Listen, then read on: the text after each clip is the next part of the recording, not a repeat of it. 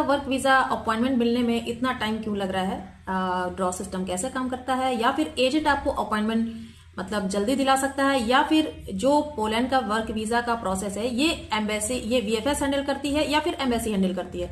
तो सब कुछ इस वीडियो में कवर करूंगी। आप लोगों के इस टाइप के कमेंट्स मेरे पास आए हैं एंड लाइव सेशन में भी आप लोगों ने ये कमेंट्स मेरे से किया था।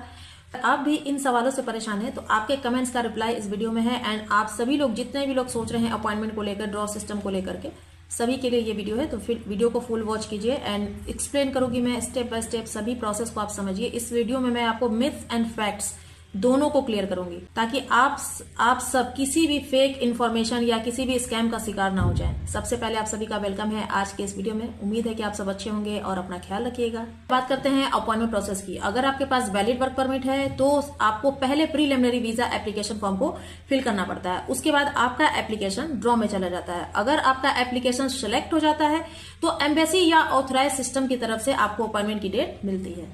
ऐसा नहीं है कि आपको अपॉइंटमेंट तुरंत मिल जाएगी, अपॉइंटमेंट की डेट तुरंत मिल जाएगी। किसी को देर से मिलती है, किसी को बहुत जल्दी मिल जाती है। मींस ये डेट फिक्स नहीं होती है कि आपको बहुत जल्दी ही मिल जाए, कोई एक फिक्स टाइम नहीं होता है। बट आपका एप्लीकेशन ड्रॉ में चला जाता है, ड्रॉ सिस्टम में चला जाता है ताकि एम्बेसी की तरफ से आपको एक फिक्स डेट मिल सके। सबसे बड़ा क्वेश्चन ये आता है कि क्या ड्रॉ सिस्टम में सिलेक्ट होने की कोई ट्रिक है? मीन्स आपका ड्रॉ सिस्टम में नाम कैसे आएगा, इसकी कोई ट्रिक है? तो इसका आंसर है कि ऐसी कोई ट्रिक नहीं है कि जिससे ड्रॉ सिस्टम में आपका नेम आएगा। एंड बहुत सारे लोग ये बोलते हैं कि आप मंडे को अप्लाई कीजिए या फिर फ्राइडे को अप्लाई कीजिए तो आपका ड्रॉ में नाम आता है। तो ऐसा कुछ भी नहीं है। ऑफिशियली कोई भी बेस्ट डे या कोई भी शॉर्टकट आपका कोई भी कंफर्म नहीं है इसमें कि आप इस डे को अप्लाई करेंगे या फिर कोई शॉर्टकट लेंगे तो आपका ड्रॉ सिस्टम में नेम आएगा, नेम सेलेक्ट होगा। ये सब कुछ एम्बेसी के ऊपर डिपेंड करता है।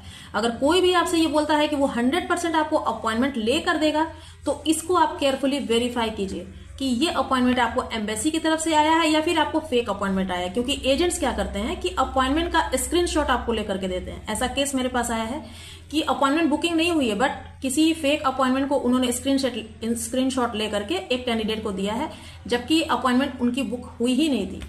तो ये सब स्कैम होता है। आप लोगों को अगर कोई ऐसा कहता है कि 100% अपॉइंटमेंट आपको लेकर देगा तो इसको आप पहले वेरीफाई कीजिए कि ये जो अपॉइंटमेंट है आपको एम्बेसी की तरफ से आया है या नहीं। आपको फेक अपॉइंटमेंट से बचना कैसे है? सबसे पहले तो आपकी अपॉइंटमेंट पे जो भी डिटेल्स हैं उस पे एक डेट मेंशन होती है, उस डेट को आप मैच कीजिए। अपनी सारी डिटेल्स को एप्लीकेशन फॉर्म से मैच कीजिए। देन आफ्टर आपका ईमेल आईडी जो है, ईमेल आईडी चेक कीजिए। उसके बाद अगर आपने पैसे दे दिए हैं तो विदाउट ट्रस्ट, विदाउट वेरिफिकेशन आप उन पर ट्रस्ट मत कीजिए, क्योंकि फेक अपॉइंटमेंट्स दे करके एजेंट्स आपसे पैसे लेते हैं और आपको पता नहीं चलता है। तो डेट्स को मैच कीजिए कि ये डेट कब की है। देन आफ्टर आप ईमेल चेक कीजिए एंड एप्लीकेशन फॉर्म की जो डिटेल्स है वो डिटेल्स आप चेक कीजिए कि उसमें जो अपॉइंटमेंट की डेट आई है वहां पर आपकी ईमेल आईडी भी लिखी रहती है, तो उस डिटेल्स को आपको मैच करना होता है। तो ये सारी डिटेल्स को मैच कीजिए, उसके बाद ही आप ट्रस्ट कर सकते हैं। सबसे बड़ी बात कि जब आपको अपॉइंटमेंट मिलती है तो आपके ईमेल आईडी पर आती है अपॉइंटमेंट की डेट।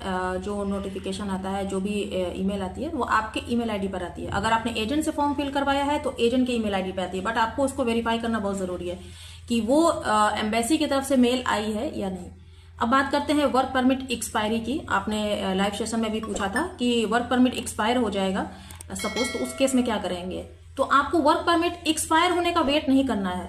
आपको ये देखना है कि अगर आपकी अपॉइंटमेंट डिले हो रही है तो आपको एम्प्लॉयर के टच में स्टार्ट से एंड तक रहना है, जब तक कि अपॉइंटमेंट आपकी बुक नहीं हो जाती।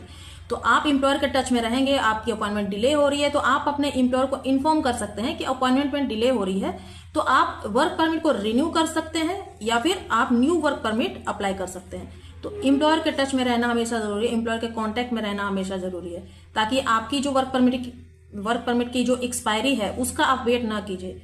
वर्क परमिट एक्सपायर होने से पहले आप अपने एम्प्लॉयर से कांटेक्ट कीजिए कि आपकी अपॉइंटमेंट में डिले हो रही है। तो ज्यादा पूछा जाने वाला क्वेश्चन ये है कि ये जो प्रोसेस है पोलैंड का वर्क वीजा का, ये बीएफएस हैंडल करती है या फिर एम्बेसी हैंडल करती है? तो इसमें बीएफएस का जो रोल होता है वो आपके डॉक्यूमेंट्स को कलेक्ट करने का रोल होता है। फाइनल डिसीजन एम्बेसी का होता है। बीएफएस सेंटर आपसे डॉक्यूमेंट्स को कलेक्ट करके एम्बेसी को फॉरवर्ड करती है। देन आफ्टर एम्बेसी सारे डिसीजन लेती है। एम्बेसी आपके डॉक्यूमेंट्स को चेक करती है, उसके बाद ही वो डिसीजन लेती है।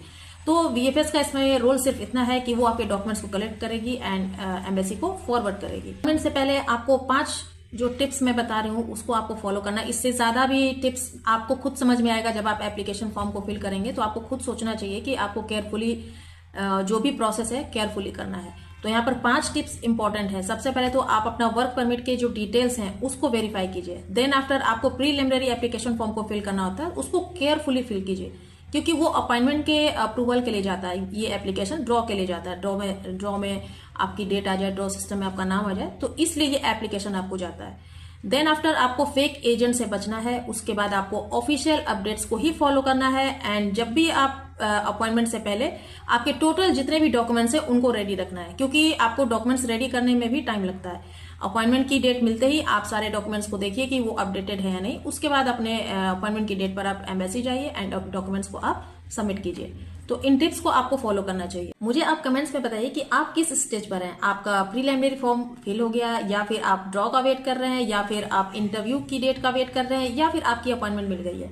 तो कौन से स्टेज पर है आप मुझे कमेंट सेक्शन में जरूर बताइएगा। एंड इन्फॉर्मेशन अच्छी लगी या फिर ये वीडियो हेल्पफुल लगी है तो आप लोग ऑथेंटिक अपडेट्स के लिए, ऑथेंटिक इन्फॉर्मेशन के लिए लाइक शेयर कमेंट करना मत भूलिएगा एंड बेल आइकन को प्रेस करना मत भूलिएगा। ज्यादा से ज्यादा शेयर कीजिए ताकि जितने भी लोग अपॉइंटमेंट्स को लेकर के कंफ्यूज हैं, बहुत सारे माइंड में क्वेश्चंस चल रहे हैं, उनको ये वीडियो देख करके उनको इन्फॉर्मेशन मिल सके।